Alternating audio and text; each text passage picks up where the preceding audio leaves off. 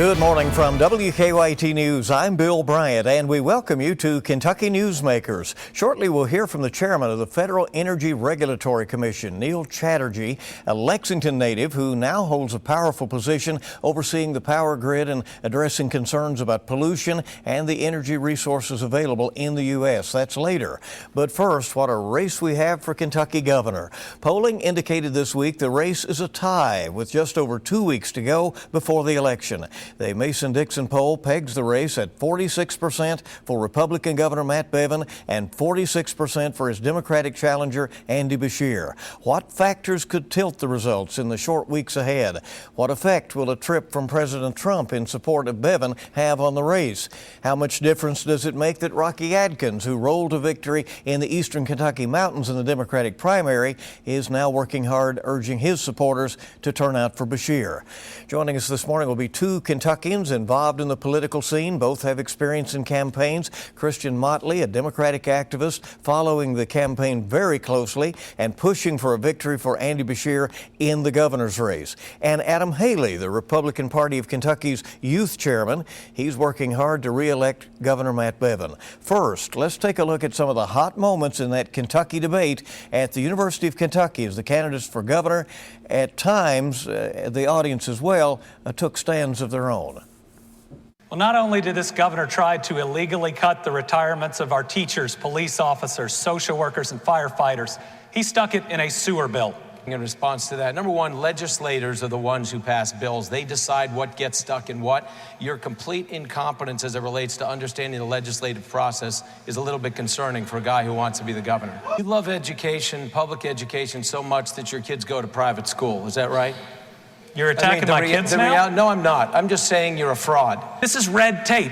This is paperwork, and it is intended to tear health care away from people. I will always stand up against that, and I'm going to rescind that Medicaid waiver in my first week of office. Number one, you're going to rescind something that hasn't even been granted yet. Again, you have no clue what you're even talking about. This is tied up in federal court. Everything that you're threatening is not true, and the things that you're saying I said are not true. You're lying. AHPs don't have to cover Stop pediatrics. Lying, He's going to be at a fundraiser in Washington, D.C. with the lobbyist for one of the largest opioid distributors in the country. They're called McKesson. These are such absolute remarkable lies. And the fact that I do not stand up to this while you have brought in zero to the people of Kentucky. So it's the drone that helps you to make sure you can manage an acre and not just a field. We've got to increase our food supply 70% in the next 30 years. These are agri-tech jobs. I was just answering the question. No, you're not answering the question. The question is, what are we going to do for people who are in our skilled trades and for unions? And you're talking about things for which these people have neither training nor are there any unions whatsoever representing those things you've just mentioned. I thought your question was, what was agri-tech? Okay, let's get right to our discussion. So it was a very interesting evening to be on stage, let me tell you, and certainly a lively night in which the audience was also very participative, right? So we saw passion on display from the crowd and from the candidates. What did we learn from watching that debate? Well, my initial thought is just that the governor was very angry. You'd have thought that somebody said something about his daddy and his children and called him a fraud. But that's what he was saying to the guy across the stage. I hate that I haven't seen an incumbent sort of behave that way on the stage. I think Andy Beshear was doing his best to try to have a sober, robust conversation about the issues that are most important to Kentuckians, and I think that's what this election should be about. What was your take? You know, I have to disagree. I think Kentuckians in 2015 elected a governor that was not part of the political establishment, that they wanted to see something different from their leaders in Frankfort. And frankly, with Attorney General Beshear, he did the governor a service by coming out with the same talking points he's parroted the entire campaign. So it made it pretty easy to counterpunch, and I like to see the governor come out swinging. Was there some kind of authenticity gap on the stage? Would you agree, as he seems to be alluding to? Was Beshear too rehearsed and is at the same time is the governor too off the cuff? Yeah, I do think there's a difference between the candidates. I mean, I've said from the beginning that I thought that Andy Beshear was a very disciplined candidate, and that is a contrast to our governor. But like I said, he's also been very consistent about the issues that are important in this race, and it's pensions, it's health care, and it's education. I agree. I think the governor's been consistent himself, but he's been consistent in actions. When it comes to funding the teachers' pensions, it's been actually contributing the money to the pensions as required. When it comes to funding education, it's record-seek funding. So I do agree consistency is important, but there's consistency in talk and then there's consistency in action. But what voters know, and I think a lot of educators know, is that when it comes to teachers' pensions, the governor wants less teachers to be receiving that pension in the future. It's the same with Medicaid. We know that the governor would like to have less people receiving that service. That's why we have the work requirement in the waiver that he has submitted.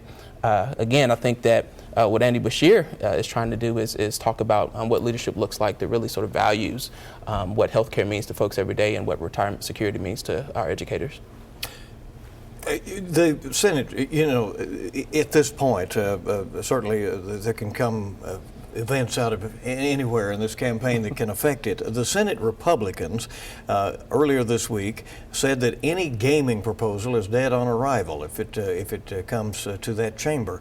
Beshear has said that could bring significant revenue that could be applied to pensions and maybe to teachers' raises.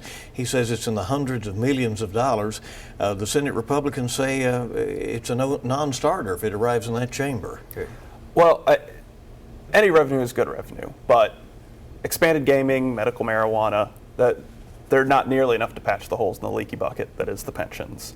Furthermore, this isn't a partisan exercise on the part of Senate President Stivers and Leader Thayer. They can count votes.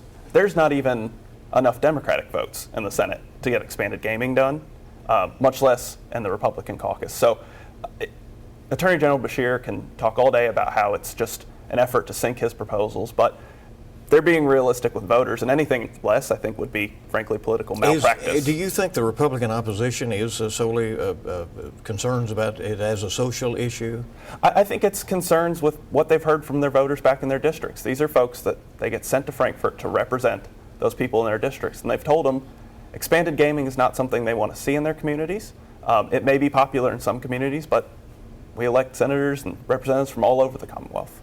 I think to get this problem fixed and others, it's going to take leadership from someone who can build consensus, and it'll take vision. I think what you're hearing from the Beshear campaign is looking at several options for what it would take to create new revenue. I think the current governor, I believe, just I think he has an ideology that says that there is only one way to raise revenue in the state, and that is people coming in and more people coming in, more people working. I think that is his worldview. I happen to think that there are more options to create revenue in the state, and that's what Beshear is talking about. How big an issue is health care going to be in this race? As far as the expansion of Medicaid goes, I mean, really the issue that it comes down to, and I agree, everyone that needs health insurance should have it, should have access to care. But the problem we run into is paying for it. And if it becomes unsustainable, then the folks that really need it, those with dependents, those that are unable to care for themselves, are going to be people that lose it. So I think the governor's proposals are sensible. I think they go towards fixing a problem of funding that we just currently don't have an answer for. Projections say that with the Medicaid waiver, some 95,000 people who have insurance now will no longer have it. We're also talking about a $200 million infrastructure or bureaucracy that we know will cause folks to no longer have health insurance. It's the same thing that happened in Arkansas. It's the same thing that'll happen here. What's worse is that I saw research that said of Medicaid eligible folks, more than half the folks don't even know about the changes that are being proposed. 54%, I think, is what I saw, and then 61% folks of color, Black, Latinx, and others, don't know the changes that are being proposed. More than that, folks who are eligible for Medicaid, most will meet that requirement. And so we're talking about folks who we know will meet the requirement, but we're building a $200 $200 million infrastructure bureaucracy that we know will cause folks to be kicked out of the system. I just don't think that it's worth it at the end of the day. These candidates want to frame different issues. They want people to make their decision based on different things. As we know, the governor obviously has very much emphasized abortion as an issue in the campaign. Beshear obviously has very much emphasized education and higher education. But will this be, as the governor also says, it should be decided partially as a national referendum on some of the national issues and in-state issues, and Beshear says this is an all-Kentucky decision. Which is it? You know, I think people are going to want to make a lot out of the results on first Tuesday in November. Whether or not it's a narrow victory for the governor or a total blowout one way or another, the talking heads at CNN are going to come up with all kinds of projections about how this impacts the national race. So, of course, it makes sense that President Trump's going to come in, want to support Governor Bevin. But, ultimately, President Trump still enjoys an over 60% approval rating in Kentucky. So if the race is a national issue, then I think Governor Bevin's in a really good position. For the governor, I think this is pure politics. He's the least popular governor in the country. And Trump happens to be fairly popular in this state. And so if I were him, I'd be talking about the president too. Do you think a Trump visit will make a difference for Bevin? We'll certainly see. And you assume that it would? I know that it will. President Trump has a loyal base of supporters that, frankly, may even be lukewarm on Governor Bevin. Because I can tell you this, I know a lot of people that are voting for Governor Bevin. I know a lot of people that are voting against Andy Beshear. I know a lot of people that are voting against Governor Bevin. I don't know anybody that's voting for Andy Beshear. Well, we'll take a break, and we're coming back in a moment. What happens over the next 2 weeks or so before that election coming up on November 5th? We'll talk about that, and then Neil Chatterjee talks energy with us in just a bit here on Kentucky Newsmakers.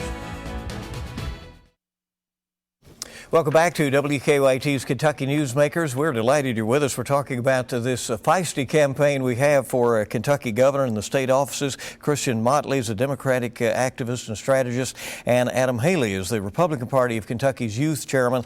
And they know that it is a time right now that folks are really paying attention to this election. It took a while to get here. I mean, we're to the point now people are really making their decisions. Yeah, well, I think campaigns are out in the field. I know the Beshear campaign has knocked hundreds of thousands of doors and made contact with folks, and you're going to start to see more and more coming over your TV and the airwaves in the coming weeks. But it's all about turnout at this point. How much difference does that make? That personal contact, knocking on doors, talking to voters, urging them to go to the polls?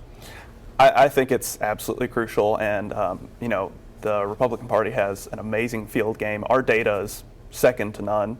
So we're out there, we're talking to voters. I've personally been out knocking doors in Lexington and all across the Commonwealth, and voters are ready to go. They're energized, and I'm looking forward to a good first Tuesday. Republican data is only second to the Democratic data. How much can a popular political figure transfer their popularity? How much can if people have their differences with Governor Bevin, how much difference can a visit by President Trump make? If people were lukewarm with Andy Beshear and they were strongly for Rocky Adkins, and he's now going through the mountains looking for votes, how much can he transfer over to Beshear? I think it's always better when candidates and leaders are working together. So there will always be some impact. I do think it is important. We all know in the primary, Rocky did very well in Eastern Kentucky. Back in my days at the party, I remember seeing polling that showed how popular he was in the region. I'm glad that he's out there. I think it will make impact on the race. Also know that, again, President Trump, I saw an article in Politico maybe a week ago that talked about how it's all hands on deck because they know that there are implications for the presidential race based on how the races go here in the state. So I think that's going to happen, but I do think it's limited, right? At the end of the day, candidates present their platform. Other leaders that may support them may open access or entree to other voters, but at the end of the day, it is the experience, it is the platform of the current candidates that will win the day. I agree, and I think, honestly, at the end of the election, the question is, are Kentucky voters better off now than they were 4 years ago? I do think President Trump's visit is going to help the campaign because it's a question of energy. It's a question of getting those folks motivated and get out to the polls, especially in an off-year election where we know turnout's going to be low. Energizing that base of President Trump supporters can help. And this word turnout keeps coming up. Where do the Republicans have to turn out their vote? That's a tough question. I don't know if I have an exact figure in mind, but again, it's all about energizing that base. Is there a part of the state, though, where they have to turn out more? Certainly, we're doing better in rural communities as we see the rest of the state start to turn more and more red. But that's not to ignore that the very conservative pockets of Lexington and Louisville, and especially northern Kentucky, having folks turn out there as well. And just driving enthusiasm. And where do the Democrats have to turn out? I think typically folks like to talk about the Democratic strongholds being in Lexington and Louisville, but I think that Beshear presents an interesting case because I think he's going to compete in Western Kentucky, where his family is from, where he did actually really well in the primary. Recent polling in Northern Kentucky showed that it's basically neck and neck in Northern Kentucky. I think Eastern Kentucky is going to be a real battleground, and I think that's why you're seeing folks like Rocky coming out and supporting Beshear in the way that he has. About a minute left. We have a hard-fought race for Kentucky Attorney General. The Republicans have not elected an Attorney General since the 1940s. Will Democrat Greg Stumbo, who held that office before, claim it again? Or will Republicans be able to elect Daniel Cameron, who would also make history as the first African-American to hold that office? How do you see this race right now? Mr. Cameron and I are of different parties. I do believe that would certainly be a first here in Kentucky, but I also believe that race is going to come down to experience, and it's just clear that he does not have the experience that Greg Stumbo has as Attorney General. It's clear that Greg Stumbo is going to be a strong leader. He's held that position before. He knows what it looks like, and I think he's going to be successful.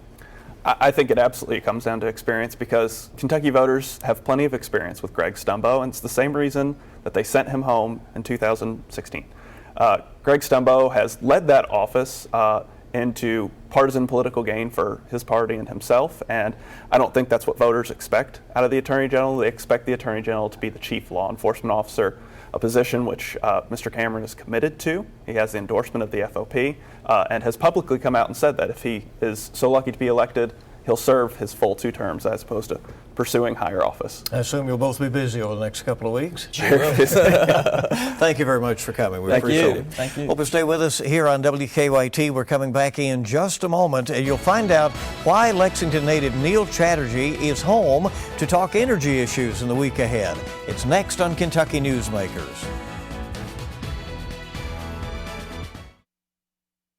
We welcome you back to Kentucky Newsmakers from WKYT. The nation's top energy regulator is home in Lexington to talk about the future of American energy. Neil Chatterjee is chairman of the Federal Energy Regulatory Commission. He's a champion of coal, but he's invited environmentalists and coal executives to the Envision Forum Summit that is going to be going on in Lexington next week. Mr. Chairman, welcome. We appreciate you coming in. Thank you for having me. Great to be home. Let's remind our viewers about your Lexington connections. You grew up here. I grew up here in Lexington, graduate of Henry Clay High School. My parents were cancer researchers at the Markey Cancer Center at the University of Kentucky. Met my wife, Rebecca Bohan, at Henry Clay, and we're now married and have 3 kids, and this will always be home to me. And you've been taking part in the bourbon chase this weekend, so somebody talked you into that, right? I don't know what I was thinking. Let's talk about your goal for this summit that's coming up this week. Does getting out of Washington give a different perspective for folks? There's no doubt about it. Look, the country is undergoing an incredible transition in the energy space, and a lot of Americans are benefiting from that transition, but it's not being felt equally everywhere. Kentucky, with the decline we're seeing in coal-fired generation, is being hurt, and I wanted to get national policymakers and decision makers in the energy space, bring them to my hometown, and have them meet with Kentuckians and get a sense of the challenges that we are facing in the energy transition.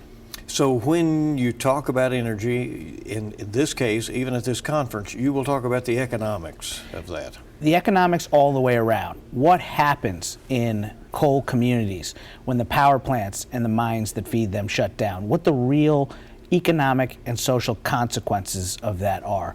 But I also am wanting to introduce Kentuckians to leaders in the energy transition. So I've invited a host of folks who are in the clean energy space, from Amazon to Microsoft to battery storage representatives, solar, wind, advanced technologies. I want these folks to come and meet with our economic development leaders and folks in government and in the community here, so that Kentuckians can learn about what the opportunities might be in this energy transition. Mr. Chairman, as you know, we have seen tremendous job losses in the coal fields in recent years. With the environmental pressures and the marketplace turning away from coal, is there some role for coal that we can't easily see that might be an available path? Well, I want to be clear, and that's one of the reasons I wanted to have this forum in Kentucky. The national conversation about coal, you would think coal's already dead. Coal is still 25% of the generation mix in the United States. I think it's about 80% of the generation mix here in Kentucky, 40% of the generation mix globally. So coal is still essential for electric reliability.